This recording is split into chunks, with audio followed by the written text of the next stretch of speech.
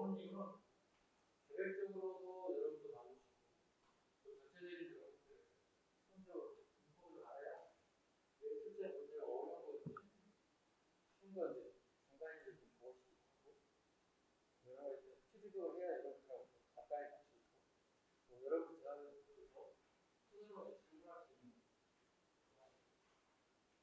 질문을 어느 사람하고 되게 스님이 있잖아. 아까 되게 쉽잖아.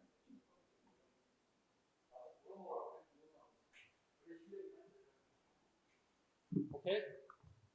쫄지 말고 물어봐. 선생님 뭐 무슨 거 없잖아. 여러분 도와주려고 온다네. 대답을 안 해. 오케이? 그냥 뒤에서 가겠습니다. 덕종할 차례지? 가자.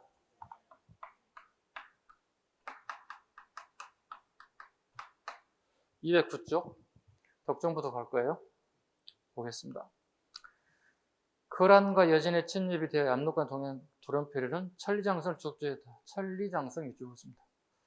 이건 거란 3차 침입 이후의 사건이에요. 누구의 건의예요? 강감찬이 건의한 거예요. 강감찬이 크게 세 가지를 건의하죠. 첫째가 천리장성. 자, 기본적으로 알아야 되지. 항쟁사에도 당연히 또 하겠지만 거란 3차를 갖다가 승리하죠. 강감찬이. 그리고 왕에게 건의한다고. 전쟁을 겪어봤더니 세 가지가 되게 취약하더라는 거야. 그걸 건의했다고. 그 첫 번째 나온 게 천리장성이에요.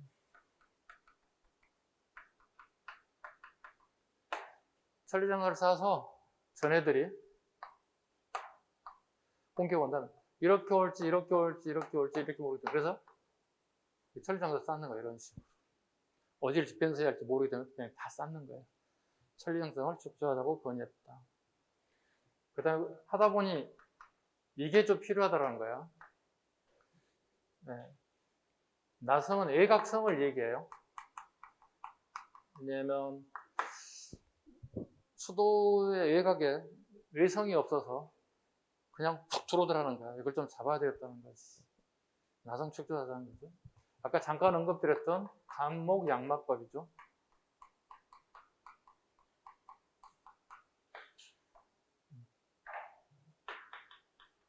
말을 길러서 빨리 기병을 활성화시켜야 되지 않겠느냐. 이 세 가지가 시험에 너무 잘 나오죠. 그래서 그 내용을 물어보는 시험은 거의 없어요. 거란과 싸움에서. 거의 문제는 선후관계를 물어봐요. 거란 1차, 2차, 3차에 대한 내용을 기억, 니은, 디은, 니을 던져주고 선후관계로 옳은 것은 옳지 않은 거 물어본단 말이에요. 이게 가장 뒤로 가야 돼. 3차 이후에 나타나는 현상들이야. 거란 1차는 아까 선생님 노래했지. 누구? 서희. 예교적 노래를 타서 강동 6주를 획득했다. 2차? 응? 아주 피난가수 중요한 게 아니고 2차를 갖다가 물리친 사람이 누구냐 물어보겠죠. 강주하고 양규의 노력이다. 강주는 전사했지만 양규가 거란의 공격을 막아냈다. 그래서 양규가 되게 크게 공격을 세우게 되죠. 아마 최근에 이제 양규에 대한 그 조명이 재조명되고 있다고 할까요? 그 사람들의 어떤 능력치에 대해서 다시 재조명되고 있다. 외국의 석학들은 이수신 장군보다 더 뛰어나다고 얘기하고 있어요. 왜일까요? 요즘 이수신 장군 영화가 또 대박 치고 있죠. 네. 어제 용산 아이파크 몰에 가서 한산 보려다가 보질 않았습니다. 보자고 하는 사람이 있었는데 굳이 안 보고 싶어서 보질 않았습니다. 네. 안 보고 나왔더니 비만 주룩주룩 엄청 볼걸 네. 그랬던 기억이 납니다. 지금 현재 어제 그제군요. 네. 그 양규는 맨몸으로 싸워 승리한 거예요. 아주 적은 인원을 5,000명 정도 인원을 가지고 막 3만 명을 격파시켰으니까 어마어마한 거예요. 기껏해야 이런 칼 이런 거밖에 없었던 거예요. 맨몸과 몸으로 싸워 승리한 거니까 대단한 거예요. 이수진하고 뭐 거북선이라도 있었지, 한포라도 있었지, 이거라도 있었잖아. 물론 이제 적은 함선 가지고 다수의 함선을 격파시켰으니까 물론 뛰어나죠. 그 부분도. 이렇게 비교하는 게 요즘에 외국의 학자들이 훨씬 양규를 높이 쳐주는 것 같아요. 앞으로 양규가 조명을 받지 않을까 생각합니다. 그런 3차 공격 됐고요. 계속합니다. 덕종 말년에 인주희 씨 등이 집권하면서 귀족사회가 보수화되었다. 인주희 씨. 인천 이씨라고도 합니다. 인천의 지명이 인주입니다. 인주희 씨들이 권력을 잡기 시작하면서 보수화되기 시작했다.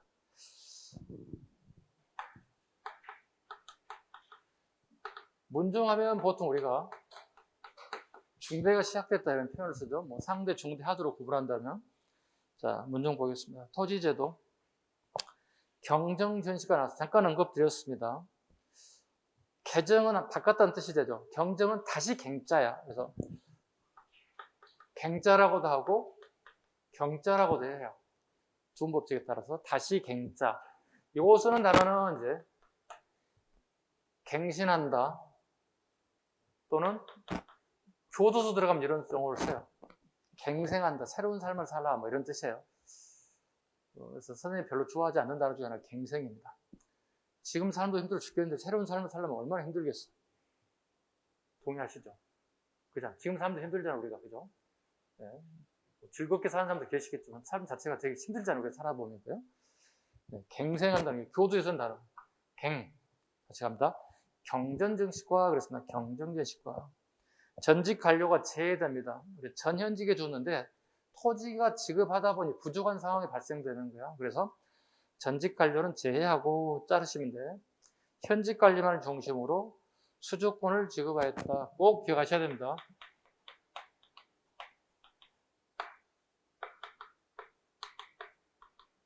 이거 아니라고요? 수주권이 아니라 소유권이 아니라 수주권만 지급하였다. 소유권이라는 건 내가 토지를 국가로부터 받아서 내 것으로 만드는 걸 얘기하는 거고, 수주권이라는 것은 봐보세요. 농민이 농사를 짓는 거예요, 지금 현재. 그죠? 그리고 여기에 수확물 또는 생산물의 일부를 나의 월급 몫으로 내가 가져가는 걸 갖다가 수주권이라고 불러요. 소유권이라는 단어가 들어가면 무조건 그건 틀린 지문이야. 오케이? 꼭 기억 잘 하셔야 돼. 고려시대에 월급 내기 할 때 소유권을 가져간다. 있을 수 없습니다. 수확량의 일부를 나의 월급 목표로 가져가는 거, 이걸 수조권이라고 해요. 조세를 거두어 드릴 수 있는 권한이 나에게 있다, 이런 뜻이 돼요. 무관에 대한 대우를 현저하게 개선하였고 한해가가 폐지되었다. 네, 여기서 한해가가 폐지되었다. 폐지했다는 얘기 뭐죠? 한해가는 누구에게 주는 거죠? 향리에게 주는 거야. 근데 향리에게 주는 새로운 게 나타났다는 거예요. 이걸 뭐라 그러죠? 향리에게 주는 새로운 제도가 나타났다고, 이걸 예역전이라고 한다고. 밖에 지방에 근무한 사람들에게 그 역할을 하게끔 전을 줬다. 당연히 이건 뭐예요? 아니, 봐봐. 여러분이 지금 지방직 공무원 합격해 나면 어떻게 월급을 받을 거 아니야, 그지? 월급을 한 번 받아, 한 달에 두 번 받아? 두 번 줄 수는 없잖아. 그러니까 중복되기 때문에 하나는 폐지되는 거야. 하나가 신설됐기 때문에 하나는 폐지된다는 뜻이라는 거야. 이건 뭐야? 그냥 법이 다 통과되고 만들어 놓고 보니까 향리 월급 줄 게 없어서, 그래? 그러니까 하나 별도로 만든 거야. 예부적으로 하나 만든 거야. 정식적으로 만들어졌기 때문에 이건 없어지고 하나만 남는 거예요. 공업장갑니다. 오품 이상의 고위 관료에게 세습이 가능한 토지를 집어들고 공업전이라고 합니다. 오품 이상의 고위 관료들에게 세습이 가능한 토지다. 봐봐.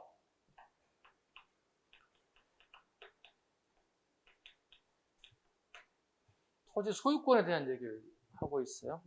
토지 소유권. 자, 우리는 보통 공무원 월급 받잖아. 그죠? 일종의 이걸 뭐라 불러? 수조권이잖아. 그지? 수조권인데, 봐봐. 수조권은 뭐냐면, 앞으로 공무원이 될 거잖아. 관리가 될 거잖아. 공무원이 사망하거나 퇴직하게 되면 이 수조권은 국가에 반납하는 것이 원칙이야, 원칙. 그런데 원칙이라는 게 있다면 저 법에는 항상 뭐가 있지? A라는 게 있잖아. 이게 이제 시험에 나온단 말이야. 우리 과과목 공부하다 보면. 여러분들 행정법을 할 때 행정법에 항상 이런 게 시험에 나온다. A적으로 이게 있다는 거야. A적으로. 뭐가 있는지 보자고. 이걸 암기해야 되겠지. 그래서 지금 공음전이 거기 나온 거야, 지금 이제. 공신전, 공음전. 공짜가 2개죠? 군인전, 지방의 관리에게, 궁궐의 관리에게 4장 다 공신이죠. 조상대대로 물려받은 땅이지. 우리 할아버지가 나라를 세우는데 공신이 됐다고. 내가 직업군이 됐다고. 대대로 조상이 물려받는 거죠. 예역적 지방 관리는 뭐야? 계속 세습된단 말이야. 향리들은. 내장전, 궁궐의 살림살이야. 5품 이상의 고위 관료들은 어떻게 음서를 통해서 계속 관직에 나간다. 아버지 빼고 내 공부 잘하고 뭐도 관계없이 나간다고. 이 토지에 대해서는 그대로 소유권을 인정해 준다. 반납하지 않아도 되는 토지가 되는 거예요. 구분전 갑니다. 군인의 유가족에 지급됐던 구분전, 이 육품 이하의 하급 관리, 유가족에까지 확대되기도 하였습니다.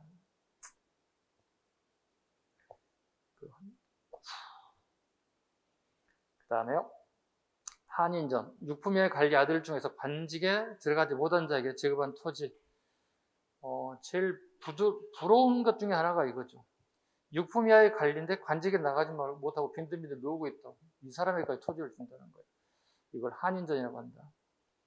녹봉제도, 현직 관리에게 쌀, 보리, 배, 비단 등을 지급하였습니다. 녹봉은 1년에 2번씩 녹패라는 문서를 창고에 제시하고 받기도 하였습니다. 운용 방식을 얘기하는 거죠. 고급록, 문종시기에 고급록이 편찬되었다. 박일량, 숙종 때 문종의 아들이 숙종인데 문종 때부터 숙종 1년 때까지 살았던 인물이에요. 그래서 고급록이 문종이 될 수도 있고 숙종이 될 수도 있어요. 그래서 고급록의 문종과 순종은 출제되기 어려워요. 왕이 2개 겹치기 때문에 잘못하면 중복 복수정답이 나와버릴 수 있단 말이에요. 그래서 고급록이라는 한자를 풀이하면 옛날 이야기를 기록했다는 뜻이에요. 저거 하나 모르신 분들. 책 제목이 고급록은 우리말로 의역하게 되면 옛날의 얘기, 옛날의 역사를 기록했다 이런 뜻이 말 풀이하면 그대로. 또 있어요. 충렬왕 때 허공, 엄부 등에 쓴 책이 고급록이 또 있어요. 그다음에 공인왕 때 이인복이 쓴 고급록이 또 있어요. 총 3가지가 있어요. 그럼 시대를 물어본다 어떻게? 저자를 분명히 물어봐야 되는 거야. 그럼 앞에 숙종 때 박일량 거의 출제될 빈도수가 약할 수밖에 없어요. 왜? 더블되니까 왕이. 대신에 허공과 엄부를 물어보면 충렬왕식의 업적을 골라야 돼. 대신에 이인복이면 어떻게? 공민왕식의 개혁정책 선택지가 되는 뜻이에요. 그러니까 책 제목을 내우는 게 아니라는 뜻이야. 이 책이 쓰여졌는데 여러 군데 여러 부분의 책이 똑같은 제목이 쓰여졌는데 현재 전해지질 않아요 다. 그럼 이 저자가 어느 시대의 인물인지 물어본다는 얘기예요. 이렇게 나오면 되게 난이도가 어려워지고 오답이 되게 많이 나올 수밖에 없어요. 이런 부분에서 여러분들의 성적을 판가름할 수 있다는 거예요. 사학시비도 갑니다. 사학시비도. 자, 봐볼까요? 아까 문종하면 중대축이라고 그랬잖아요. 그럼 앞에는 뭐예요? 초기가 될 거 아니에요, 그죠? 초기에는 주로 뭐냐면 관학이 발달해요. 국립대학이 발달할 수밖에 없어요. 국자감이 발달할 수밖에 없어요. 성종 이후부터 발달할 수밖에 없어요. 국가 주도의 교육사업이에요. 초기에는. 자, 근데 우리나라 한번 봐보세요. 1948년 대한민국의 나라가 건국되고 전부 다 국가 주도의 관학사업이에요. 관학이에요. 다 국가에서 만들어서 운영하잖아요. 그죠? 대학도 어떻게 처음 만들 때 어떻게 국립밖에 없었어요. 점차 어떻게 사립대학이 만들어져요. 왜? 수요 공급의 원칙에 따라서 사립대학이 막 만들어지는 거예요. 마찬가지지. 고려라는 나라도 중대가 되면 어떻게 해요?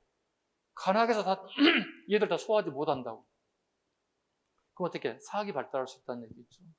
특히 고려라는 나라는 뭐야? 관직에 나갈 수 있는 방법, 가장 좋은 방법은 아버지 백, 음서제도.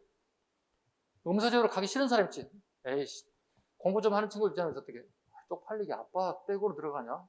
좀 그럴 수 있잖아요. 나는 정식적으로 과거시험을 통해서 간직이 나가고 싶은 사람이 있을 거 아니에요. 정정당당하게. 그런 사람들을 국자감이라고 하는 국립대학에서 다 소화하지 못한다는 얘기예요. 그럼 사학이 발달한다.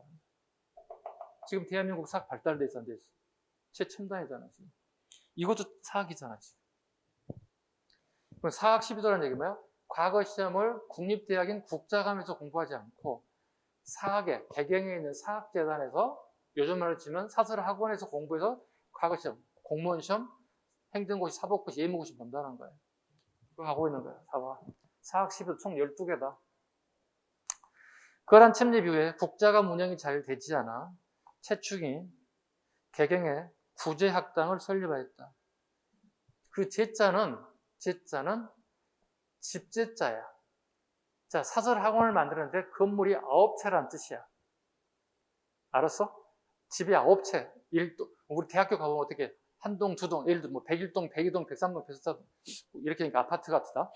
예를 들어 A동, B동, C동 이렇게 쭉 9개 건물이 있다. 뭐 여기는 인문대, 여기는 뭐 자연대, 여기는 사범대, 여기는 뭐 법정대, 여기는 뭐 가정대, 여기는 뭐 의과대 뭐 이런 식으로 종합대 가면 이렇게 건물이 다 있단 말이야. 이런 식으로 9개의 건물이 지어져 있더라. 구제학당이라고 한다. 그리고 최충이 세운 학교 이름 문헌공 잘라봐. 문헌공 잘라. 문헌공은 최충의 호야, 시호야. 최충의 시호. 글로서 큰 뜻을 이루었다는 뜻이야. 도는 학교를 뜻해. 요즘 말로 치면. 이게 문헌공이 세운 학교가 문헌공도가 되고 그 안에 가봤더니 건물이 총 몇 개가 있더라? 9개가 있더라. 구제학당이라고 한다. 설립하였고 다른 퇴직 관리나 유학자들도 사학을 건립하여 개경의 총 12도가 융성하게 되었다. 개경의 12도라 적어야 돼. 밑에 서경 X 적어야 돼. 개경과 서경의 12개의 사학 학교가 만들어지고 틀린 지문이야. 개경이야. 무조건 서경 X야. 개경의 12개 학교가 만들어졌더라. 상대적으로 대신 관학교육은 위축되더라. 여러분 생각해봐. 중학교, 고등학교 한번 가봐봐. 영어, 수학 이미 선행학습 다 하고 들어갔다 학원에서. 그 일부 학원 선생님들이 가르쳐줬기 때문에 학교 가면 어떻게 해요? 일부 노골적으로 어떻게 해요? 선생님이 야 이거 학원 다 배웠지 이거? 그렇게 쑥 넘어간대잖아요. 그럼 학원 안 다니는 친구들 같은 게 어떻게 해요? 모르고 넘어갈 수도 있잖아요. 이건 말이 안 되는 거예요. 이렇게 학교에서 수업을 이렇게 하게 되면 문제가 발생할 수 있어요. 그럼 대분들이 어떻게 사학에 의존할 수밖에 없는 거예요. 네, 사학에 의존하게 되면 장점도 있지만 단점이 있죠. 왜냐하면 빈부격차에 따라서 내가 사학 교육을 받을 수도 있고 그죠? 못 받을 수 있잖아요. 그럼 어떻게 학력 수준이 떨어질 수밖에 없는 거예요. 그래서 경제력이고 학력과 되게 밀접한 관련이 갖는다는 거예요. 우리가 보통 얘기하는 강남 8학군 봐보세요. 제주동에 돈 많은 사람들 다 몰려 살지. 거기에 서울대를 간 애들 50% 이상이 다 강남 3학군 출신이란 말이에요. 강남, 송파, 서초. 서울대 들어가는 50% 이상이 다 이쪽 출신 애들이란 말이에요. 그럼 꼬맹이 때부터 어떻게 교육을 정말 클래스 있는 교육을 받았던 애들이 전부 다 잘 좋은 자리를 다 차지하게 된다는 뜻이에요. 빈부격차에 따라서 교육 수준이 달라지고 있다는 거잖아요. 이건 문제잖아요. 이건 고려지고 보이고 있다고. 어느 시대나 이렇게 빈부격차가 나타나는 순간 교육 수준이 막 달라진다는 거예요. 자, 다시 봅니다. 자, 수도 개경에 총 12개 학교가 만들어졌습니다. 오늘날 지금 국립대학 서울대학교 하나 있고 서울에 12개 사립대학이 하나 만들어진 거야. 네? 우리 말은 뭐 연대, 고대 이런 학교들이 막 쫙 만들어진 거야. 12개야. 12도 봐봐. 학교 이름 설립자. 문헌공도 별표, 홍문공도 별표. 2개 비교. 2개 묶고 그냥 동체로 묶고. 학교 이름하고 설립자를 바꿀 거야. 모의고사 선생님이 그렇게 냈어, 계속. 다음에도 꼭 이렇게 또 낼 수 있어. 자, 문헌공도 최충원, 홍문공도 정백월 했잖아. 근데 선생님이 문헌공도 정백월, 또 홍문공도 최충 이런 식으로 바꿀 거야. 학교 이름하고 설립자를 구분하라는 뜻이에요. 나머지도 해야 됩니까? 나머지는 하지 마. 왜요? 안 나와. 왜? 이거 내면 그 출제자 욕먹은다. 그 선생님들 2개만 가지고 장난치는 거야. 2개만 별표 딱 잡으시면 돼. 나머지를 몰라도 돼. 그냥 12개 있다 정도만 가야 돼. 12개가 개경, 서경에 있다 아니면 개경에 있다? 개경에 있다. 기타 정책 갑니다. 개경의 흥왕사를 창건하고 불교를 장려하였으며 그의 두 아들 의천과 도생을 출가하셨다. 흥왕사 밑줄. 흥왕사 밑줄. 의천 밑줄 긋습니다. 의천을 출가시켜서 흥왕사의 주지를 만들기 위해서 흥왕사를 설립한 거예요. 네, 아들이 스님이 됐는데 왕자잖아. 왕자인데 저기 무슨 기종 밑에 승정 밑에 가서 이렇게 수행하기 좀 그렇잖아. 절을 하나 아예 통째로 만들어줍니다. 이게 흥왕사입니다. 누구를 위해서? 의천을 위해서. 아.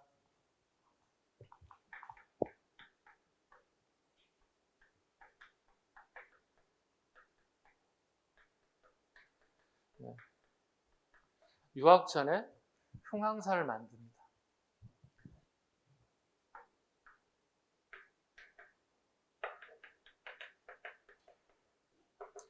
유학 전에 흥왕사고 유학 후에 국청사예요. 절을 2개를 만들어요. 왕실에서. 요게 나올 때가 됐어. 선생님이 올해도 이거 나올 때가 됐는데 안 나왔더라고. 내년에 나올 수 있겠지. 유학 전에 흥왕사, 유학 이후에 나오는 세원절이 국청사입니다. 기억 잘 하시기 바랍니다. 누구를 위해서 만든 절이라고요? 의천입니다. 의천이에요. 문종의 아들이고 숙종의 동생이에요. 왕자예요, 쉽게 얘기해서. 기본 모티브는 이 사람들이 하엄정이에요. 출발점은, 오케이? 출발점은 하엄정이라고. 우리 아버지, 우리 형님이 되게 잘하고 있다는 거. 꽃이 만발했다고 얘기하고 있잖아요. 중국 유학이 뭐야? 국청사. 국청사. 국청사는 이렇게 되죠. 이건 천태종이에요. 하엄정을 발전시켰다고 보시면 되겠죠. 천태종은 기본적으로 하엄정입니다. 하엄정에 선종이 결합된 걸 천태종이라고 불러요. 하늘 아래 모든 것이 다 모였답니다. 결국 말 교종과 선종이 다 모였다는 뜻이 돼요. 종합 선물 세트야. 우리 꼬맹이 때 받았던 종합 선물 세트를 받은 게 천태종이야. 하늘 아래 큰 것이 모였다. 하늘천 클태. 오케이? 천태종이다. 이런 게 기본이 돼야 돼. 네.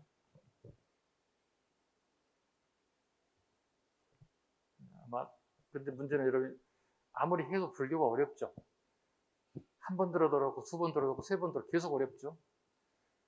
어렵지. 선생님 1학기, 2학기, 3학기, 5학기도 어려웠는데. 그렇게 먹고 이제 겨우겨우 강의하고 있는데. 어려워요. 선생님도 어려웠어요. 여러분 당연히 뭐야? 어려워야 됩니다. 왜? 한 번 두고 내가 깨우쳤다. 그럼 선생님 억울하잖아. 나는 바보잖아. 5학기 들고도 힘들어 죽겠는데 여러분들은 딱 한 바퀴 딱 돌고 나서 천재잖아. 조금 어렵더라도 그래 어려운 거니까 또 더 열심히 해보자. 잡으시면 돼요. 어차피 불교 한 문제 맞춰야 되잖아요. 불교에 낙심하지 말고 확실하게 잡자. 오케이? 또 뒤에 근현대사에서 독립운동사에 낙심하지 말고 한 문제 다 잡자. 이 2개가 여러분 벽이에요, 여러분들이. 그걸 다 잡으면 100점 나올 것 같은데 그게 되게 힘들단 말이에요. 공부하다 보면 수험생들 항상 하는 게 불교 어려워요. 독립운동 이렇게 많아요, 어려워요 이렇게 물어본다. 계속 헷갈려요.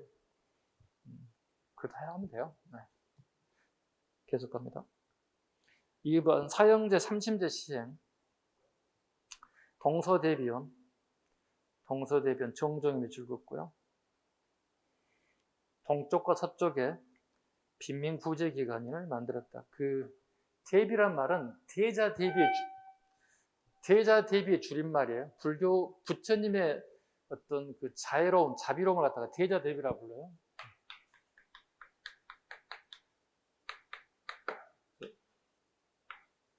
줄여서 동쪽과 서쪽에 동서대비원을 설치했다.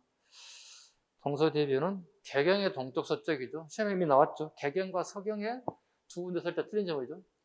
수도인 개경의 동쪽과 서쪽에 설치했다는 뜻이 됩니다. 기인선상법, 향리자제에 기인 규제를 없애고 기인에 대한 인지 성격도 얕아졌다. 송과 국교를 맺고 거란과 송사 예교 관계를 유지했다. 송과 국교를 맺고 거란과 송사의 예교 관계를 유지했다. 이 중에 이제 예교 관계에 관련된 부분인데 이 정도만 하셔도 돼요. 왜냐하면 깊이 들어가면 여러분들 어려울 수 있어요. 중국 역사를 공부해야 되기 때문에. 그 다음에 비보사찰이 흥왕사를 건립 불교를 정리했다. 비보사찰 흥왕사. 비보사찰이 무슨 의미라고 그랬죠? 풍수지리에 적용을 받은 국가가 허가한 사찰이다. 비보사찰이다. 혹시 여러분 여행 중에 절에 갔는데 앞에 콘텐츠를 읽어볼 거거든. 이 절은 고려시대의 절로 비보사찰은 얘기 무조건 고려시대의 풍수지리를 적용받아서 국가로 허가받아서 지은 절이라고 보시면 돼요. 오른쪽 가면 4번에 남경설치 갑니다. 남경설치. 자, 한양을 남경으로 승격시켰습니다. 한양을 남경으로 승격시켰습니다. 숙정 이후에 본격적으로 개척합니다. 읽어보시죠. 좀 지울게요.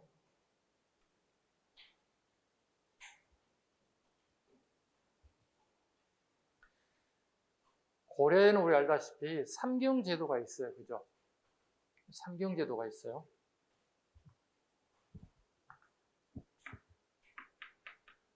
서울경제죠. 삼경제도라는 게 있어요.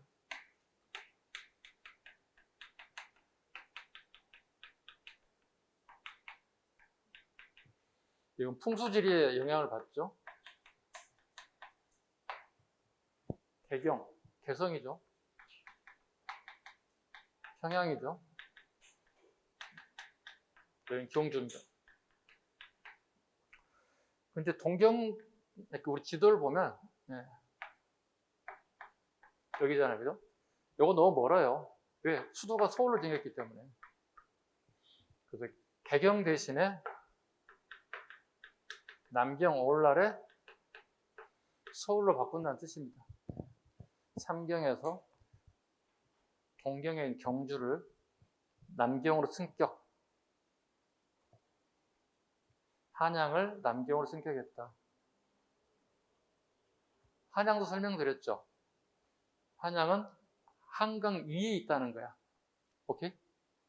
우리가 보면 서울에 가보면 한강이 이렇게 서울을 가로지르잖아. 그지? 이쪽 반대쪽 보면 뭐가 있어? 영등포, 이쪽은 강남 쪽이잖아. 옛날에 여기는 전부 다 경기도 땅이었단 말이야. 한양이란 말은 음이 아니라 양지를 얘기하는 거야. 한강 위쪽을 얘기하는 거야. 그래서 예전에 고려 조선시대 위쪽 경복궁 있는 거 갖다가 한양이라고 불렀단 말이야. 강물이 있는 위쪽에 있다, 북쪽에 있다 해서 한양자에서 그 양자가 위쪽에 있다는 의미예요. 강물 위에 있다는 의미를 가지고 있어요. 한양이라고 그러는데 한양을 남경으로 승격, 숙정 이후 본격적으로 개척하였다.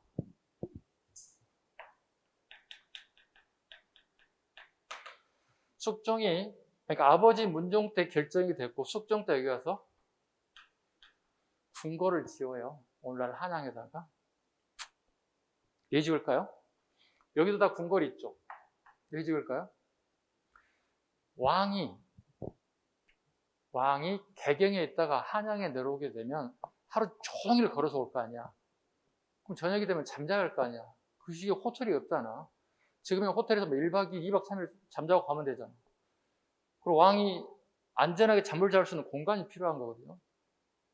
그래서 궁궐을 지어줘요. 이게 남경이라는 얘기는 거기에 궁궐을 지었다는 뜻이 되는 거예요.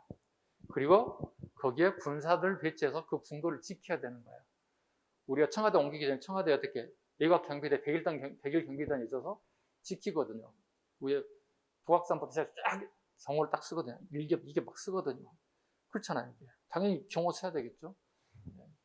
궁궐을 지켜야 됐다는 뜻이에요. 그리고 여기에 군사들이 주둔해서 언제든지 왕이 와서 업무를 보고 쉴 수 있는 공간을 제공해 주는 뜻이 되는 거예요. 또 이면에 이런 게 있어요. 숙종은 원래 경주에 있었어요.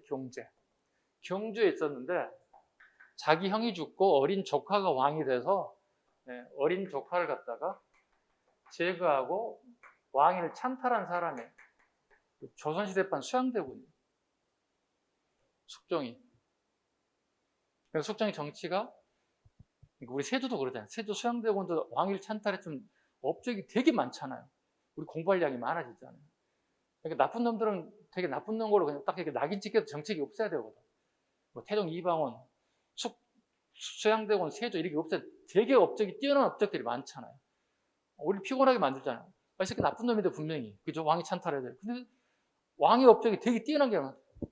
여기가 꼭 그래. 고려 숙종이 이거야.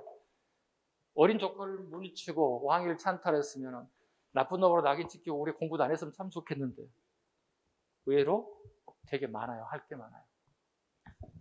자, 봅니다. 이어서 가보겠습니다. 숙종의 본격적 개척식에 왔습니다. 자, 숙종 갑니다. 조카 헌정이 즉위하자 왕위를 찬탈하고 즉위했습니다. 이해 가셨죠, 이제? 그 숙종이 이제 수양대원 같은 인물이 조선시대 반.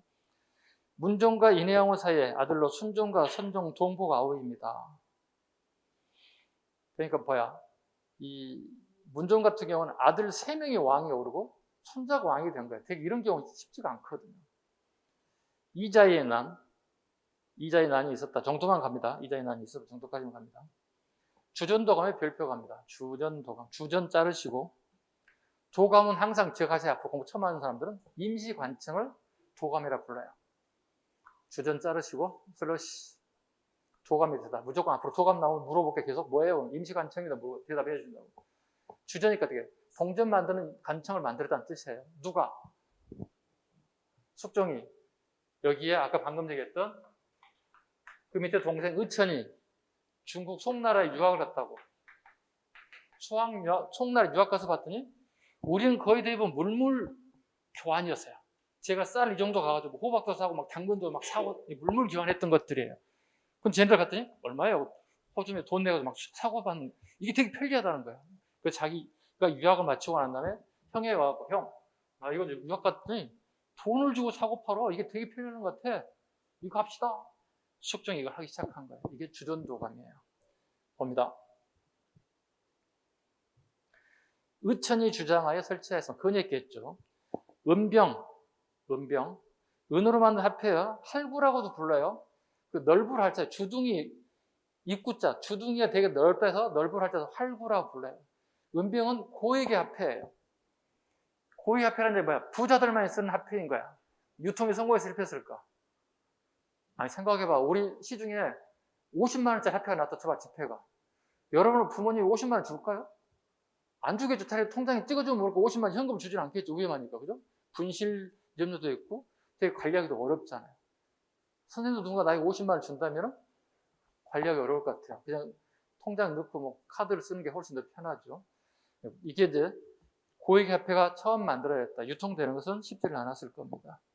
해동통보, 해동중보. 봐봐. 통보와 중보 구분해 줄게. 처음 나오면 통보야. 근데 히트를 쳐가지고 재판이 찍어지면 중보야. 같은 의미로 보면 돼. 퍼스트, 세컨 잡으면 돼. 해동 통보와 중보야. 우리 영어로 해봐. 퍼스트, 통보, 세컨. 오케이. 사만 통보, 사만 중보, 퍼스트, 세컨 구분됐지. 재정 확보 목적도 있다. 뭘까요? 자, 봐봐. 처음 화폐를 찍었어. 그럼 왕이 국가에서 백성들에게 50마리씩 막 나눠줄까? 야, 이거 써. 이러진 않지. 공짜가 어디서 세상에.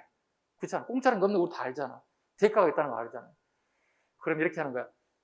희동통보, 동국통보를 하나 줄게요. 그러면 여러분이 가져올 건 쌀 한 가마를 가져오세요. 아니면 너무 많으면 기준을 잡아줬을 거 아니야. 그러면 최소한도 내가 해동통보니 중보니 내 수중에 10개면 10개씩 가지고 있어야만 유통이 될 거 아니야. 그럼 대신 공짜를 주는 게 아니라 쌀을 받을 거 아니야. 그죠? 또 정부에서 원하는 거 받을 거 아니야. 그거 어떻게? 불량 및 창고에다가 넣게 되겠지. 뭐가 되는 거야, 그럼? 재정 확보가 되는 거야. 왜? 쌀은 현금화 시킬 수 있는 것들이니까. 그래서 그 얘기예요. 화폐를 만들어서 그냥 쓰세요 막 주는 게 아니잖아. 봐봐. 대한민국 조폐공사 찍어서 우리가 막 주나? 한 달에 100만 원씩 돈 하나 주나? 그거 아니잖아. 내가 돈을 벌려면 100만 원을 벌 수도 있고 또 번 만큼 또 소비하는 거고. 그렇죠?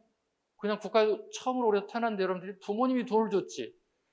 성장하는데 알바를 했을 때 돈을 버는 거지. 또 직장 다닐 돈을 벌었지. 국가에 주진 않아요. 선생님 코로나 때 줬잖아요. 그거 빼고. 네, 그거 빼고. 자, 다시 갑니다. 안건 강화 수단으로 시행하였다. 동국통보는 좀 이제 문제가 되는 게 아니라 동국통보는 목종위에 숙종 이전에 주재된 것으로 추정된다. 그래서 이렇게 주전도감에서 동국통보를 발행했다까지는 말을 하진 않습니다. 별무만 갑니다. 별무만 별표 한 3개. 숙종 때 윤관의 건의로 편성하게 되었습니다. 신기신보 황마군으로 구성하여서 문벌기조를 누리기 위한 왕권 강화 체계도 하였습니다. 항마곤이란 종교적 힘으로 악마를 항복시킬 수 있다는 의미를 가지고 있습니다. 숙종태 한번 볼까요? 네. 우리 이제 항쟁사에서 끊임없이 공부할 내용 중에 이거거든요. 우리끼리 싸우는 게 아니라 외부의 적, 오랑캐들하고 싸우는 것들을 항쟁사라고 불러요. 숙종 봐볼게요.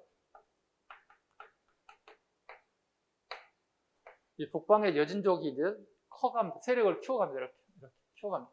우리 한반도가 미쳐 들어옵니다. 이런 식으로 들어옵니다. 숙종시기에 여진족이 성장해요. 이렇게. 그래서 윤관이 여진의 성장을 두고 볼 수 없어서 선제 공격을 하게 됐어요. 선제 공격했다는 얘기는 상대의 전력이 어느 정도인지도 살펴볼 겸해서 선제를 공격을 때려봤어요. 그랬더니 성공을 때렸던 여진이 윤관을 갖다 와서 확 박살을 내버렸어. 윤관이 이겨서 졌어? 졌잖아. 실패했잖아. 그럼 실패하면 끝이 아니지. 왜냐하면 정책이라든가 전쟁에 나간 장수는 이 정책이 왜 성공했는지 왜 실패했는지 분석해서 책임자 또는 왕에게 보고해야 돼. 특히 전쟁은 왕에게 보고해야 되는 거예요. 그냥 졌어요. 그냥 없는 걸 하세요. 이럴 수는 없는 거예요. 왜 졌는지 분석하고 다 왕에게 보고해야 돼. 왜? 그래 보완책을 만들 거 아니에요. 전애들이 군사력이 어디가 우리보다 우위했는지, 우리가 어떤 게 열등했는지를 분석해서 보고해야 되는 거예요. 실패했어요. 실패하고 난 다음에 윤관이 왕에게 건의하는 거예요. 상대에게 진 이유를 왕에게 보고하는 거예요. 진 이유는 뭐라고 보고 있는 거죠? 상대의 말탄 병사, 기병이 너무 강하더라는 거예요. 북방 민족들은 꼬맹이 때부터 3살, 4살부터 말을 타고 다니는 애들이에요. 말 위에서 자유자재로 행동을 할 수 있고 무기를 막 다룰 수 있는 거예요. 우린 그게 안 되잖아요. 우린 주로 농업국가다 보면 거의 주로 하는 게 보보 걸어다니는 거예요. 폭폭 이렇게 걸어다니는 게 거의 대부분이에요. 그러니까 우리는 그 주로 칼 할창을 들고 싸우는 게 보병밖에 없다는 거예요. 보병이 좋긴 하지만 기병의 최고 단점 중에 하나 보병이에요. 빠른 속도로 오는 그 기병을 이길 수가 없는 거예요. 위에서 속도, 이제 무기 휘두르 이길 수가 없잖아요. 그래서 이 사람이 우리 기병 양성해야 됩니다. 이렇게 보고를 하게 되는 거예요. 그게 만든 게 이제 별무반이에요. 자, 질문합니다. 되게 기초적인 겁니다. 앞에 번 질문. 별무반을 만든 이유는 뭐예요? 아까 설명했잖아요. 별무반을 만든 이유가 뭐예요?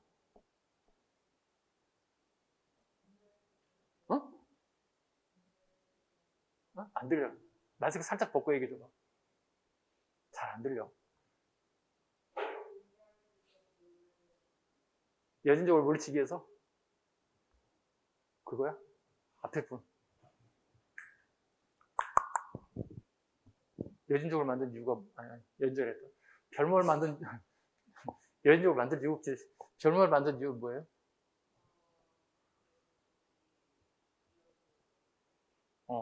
그래요? 대답할 수 있어요? 다시 첫째는 걸 막기 위해서? 그 뒤에 분.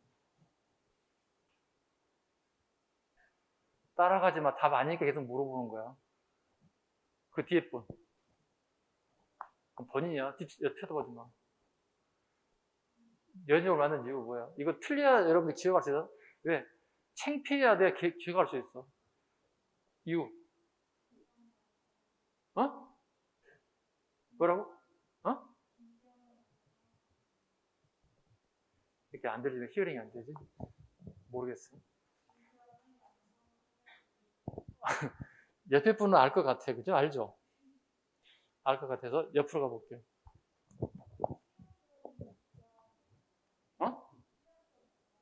취약점을 보완하기 위해서. 패스 옆으로.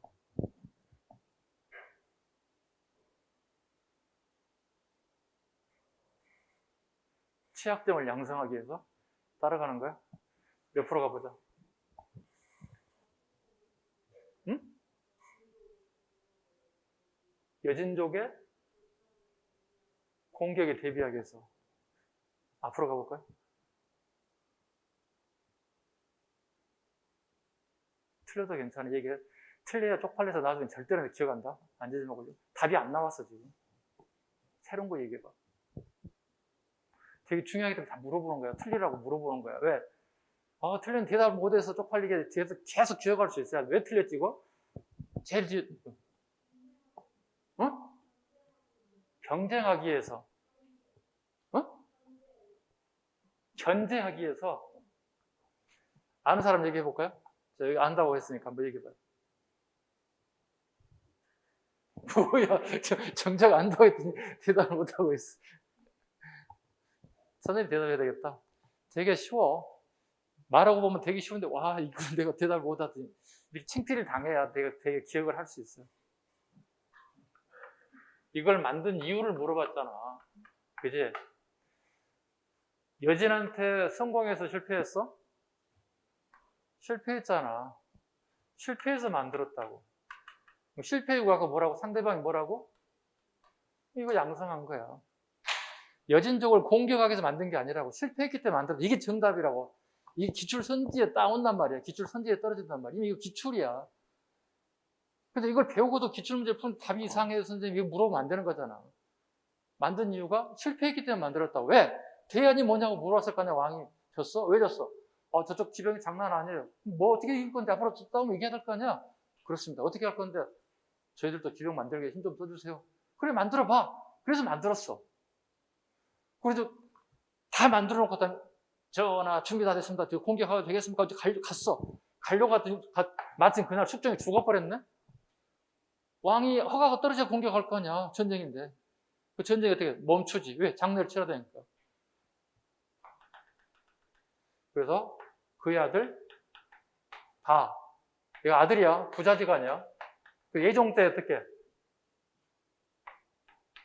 공격 명령이 떨어진다고. 오케이? 그래서 여진 정벌은 숙종 때야, 예종 때야? 왜 간 거야? 숙종 때 실패해서 뭘 만들었다고? 그래서 그 아버지의 죽자 예종 때 명이 떨어져서 별무관을 물리치고 정부 구성을 축조했다고. 오케이? 됐지 이제. 이게 공부야. 이게 공부라고. 이게 기초적인 거야. 다시 가봐요. 교재 갑니다. 천태종 호원합니다. 인주이씨와 연결된 법상정을 누르고 뭐야? 법상정은 뭐야? 기족불교야. 직계에서. 왕실불교는 뭐야? 하엄종이라고 그랬어. 기족불교는 법상정을 누르고 인천지방의 인주이씨 등이 만들고 있는 법상정을 누르고 왕권 중심으로 불교를 통합하기 위해 천태종을 개창하였습니다. 천태종은 의천이 유학 이후에 만든 게 천태종입니다. 유학 전과 후. 유학 전과 후. 기억 잘 하시기 바랍니다. 남경에 궁궐을 짓고 개발하기도 하였습니다. 풍수지를 적용하여 개경의 문불귀족을 견제할 목적이기도 합니다. 왜? 경주만 있다 보니 숙종이 개경에 자기 세력이 없어요. 개경과 가장 가까운 곳이 서울이었던 거예요.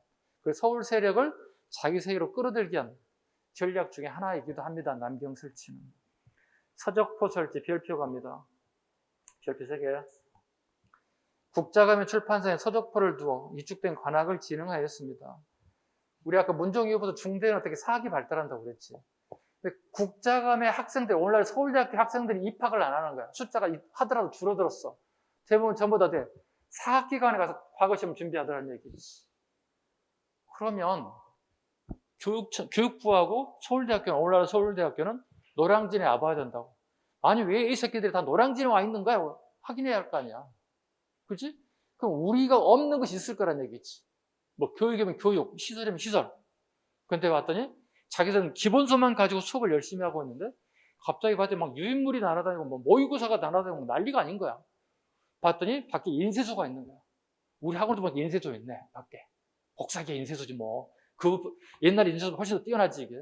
버튼만 몇 개 넣으면 따다닥 다 나오는 거잖아 이게.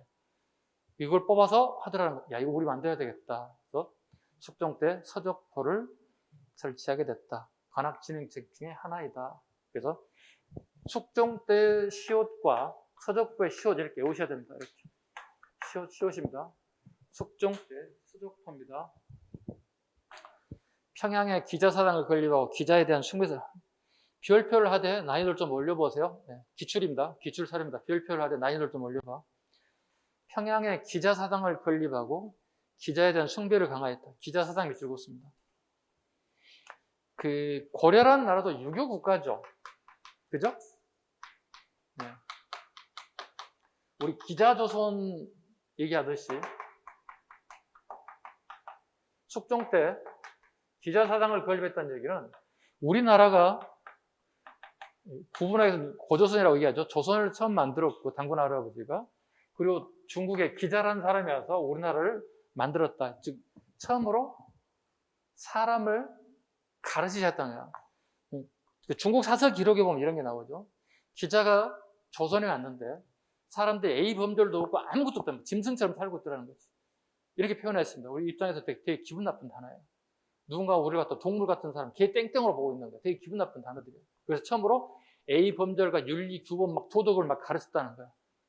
그래서 이 사람이 지배한 시기를 기자조선이라고 한다고 중국의 입장에서 이렇게 불린다고. 기자를 존중하는 의미로 숙종 때 기자사당을 짓고 그 사람을 제사를 올렸다는 뜻이 되는 거예요. 즉 유교를 강조하고 있는 거예요. 즉 유학을 강조하고 있다. 이어서 갑니다. 탐나국을 탐나군으로 개칭, 제주도를 중앙행정조직으로 개편했다. 이거 한 10년 전 기출이야. 10년 전 기출 문제입니다. 근친혼 금지령. 유학자들이 강력한 주장에 따라 6천인의 근친혼 금지령을 내렸으나 별반 성공을 이루지 못했습니다. 왕족끼리 결혼하는 부분들을 얘기합니다. 앞에 그림 봐주시고요. 한 페이지 넘겨봅니다.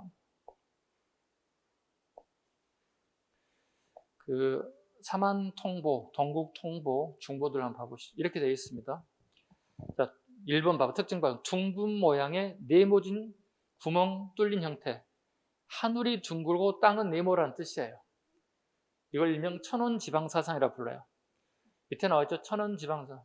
하늘은 둥글고 땅은 방형, 사각형이라는 뜻이에요. 동전을 보물처럼 여겼기 때문에, 천원지방사상, 동전을 보물처럼 여겼기 때문에 통보라고 불렸으며, 다시 만들면 중보, 퍼스트, 세컨드 얘기하고 있어요. 2번에 별표하시고 기출 적습니다. 이 합표는 주로 쓰인 데가 다점, 요즘 커피숍이야. 주점, 술집이야. 서점은 다시고 주로 이 용도였다는, 되게 제한적이었던 거예요. 사용처가. 아까 얘기했죠. 사용처가 제한적일 수밖에 없었던 것은 합표 요청 실패했다고 봐야 되겠죠. 대답하셨죠? 아까 얘기하셨죠? 실패한 이유는 뭐라고요? 상품화 작물이 없는 거, 내가 사고 싶은 물건이 없는 거, 욕심나는 물건이 없는 거예요. 예종 가겠습니다. 자, 숙종의 아들입니다. 예종 가보겠습니다. 동북 구성을 축조했다. 보시죠. 아까 설명드렸죠? 네. 별무반을 만들어서 숙종 때 사용하지 못하고 예종이 직접 허가가 떨어서 윤관이 동북 지역에 여진족을 몰아내고, 이 지역에다 가장 유력한 게 여기에요. 함경북도 지역이에요. 이 지역에 동북 구성을 축조했다. 여진족애들이 살았던 이 지역을 빼앗고 난 다음에 몰아내고 난 다음에 9개 성을 쌓아서 여기를 우리가 수비들, 군사들이 주둔하게 되었다, 이런 뜻이에요. 우리 땅으로 만들게 되었다. 볼까요? 부왕 축종이 여진 정부를 앞두고 급작스럽게 붕어하자, 사망하자. 그 유지를 이어 윤관에게 여진족 정보를 명해 동북 구성을 쌓는 큰 수확을 얻었지만, 여진의 세력이 강성해 결국 구성을 되돌려줬다, 함부했다. 이와 같은 결과는 여진의 중흥의 발판이 되기도 하였고, 척준경의 한략도 본격 이때부터 시작되었다. 이거예요. 우리가 성을 쌓고 대비를 했는데, 문제는 얘들이 끊임없이 자기 성을 뺏기 위해서 공격에 오는 거야. 그런데 우리는 여기에 좀 세부적으로 들어가게 되면 전략 전술을 실패했어요. 우리는 배수진을 쳤어요. 여 뒤에는 전부 다 바다야. 이렇게 공격하면 더 이상 맞짱 트지 않으면 바다에 빠져 죽어야 되는 거야. 우리가 동해바다에 빠져하고 살 수 있을까? 한강도 아니야. 여기는 엄청난 동해바다 물결 세는 거야. 다 죽지. 그런데 우리는 여기서 실패했어요. 실패한 이유는 여러 가지 있어요. 말하면서 복잡해지는데요. 실패한 이유는 전애들은 우리의 지름길을 다 알고 있었어요. 빼앗긴 것이기 때문에 전애들 우리보다 훨씬 지리감이 뛰어났어요. 그런데 우리는 지리감이 되게 낮았어요. 그러다 보니 성을 이렇게 쌓았어요. 근데 이렇게 높은 곳에서 내려갈 수 있는 지름길이 있었어요. 그건 무슨 얘기냐? 예나 지금이나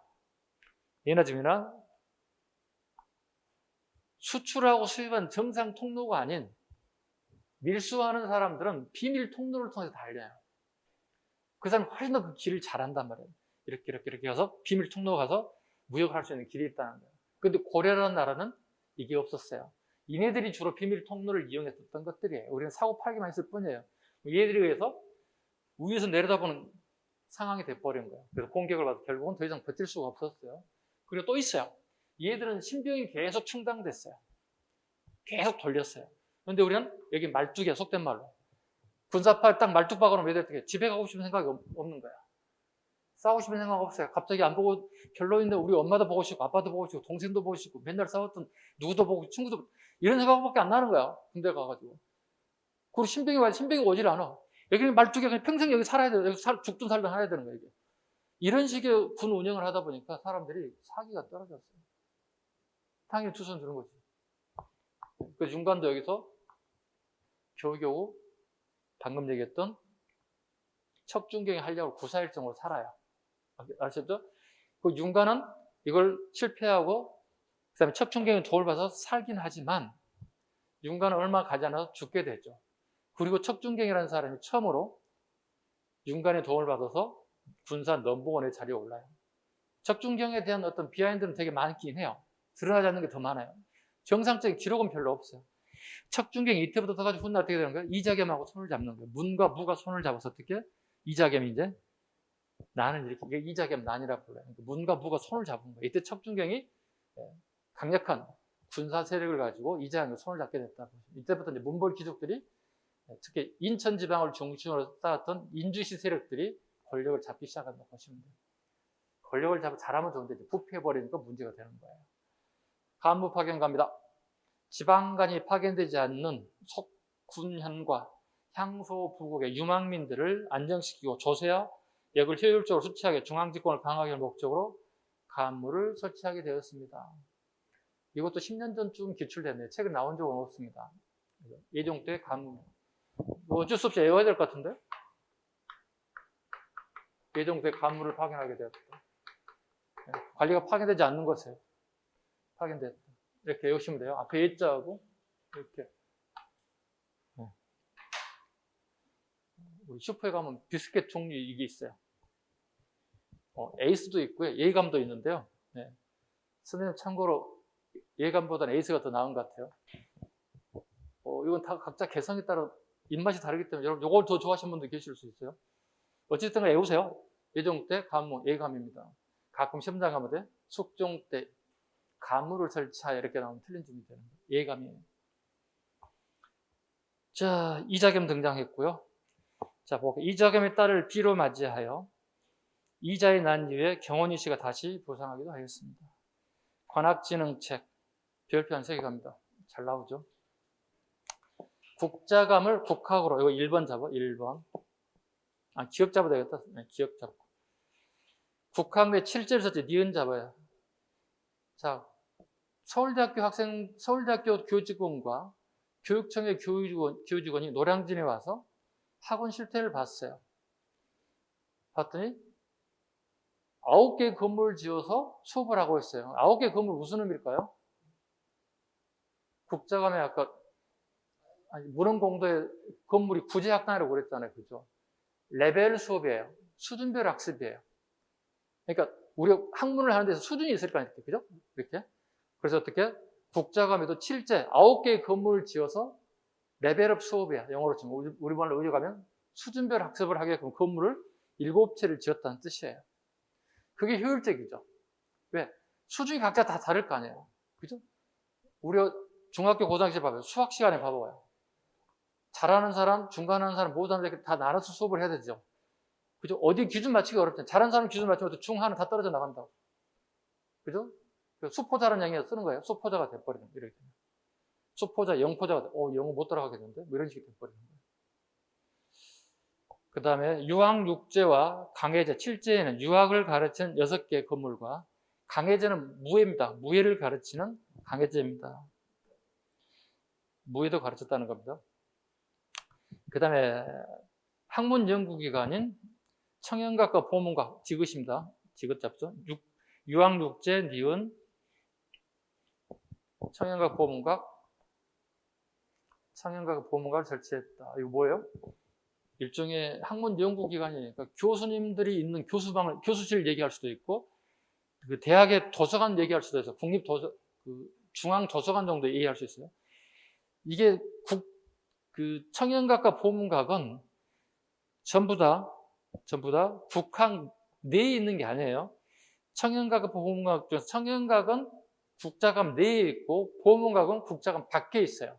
이건 7급 내용이에요.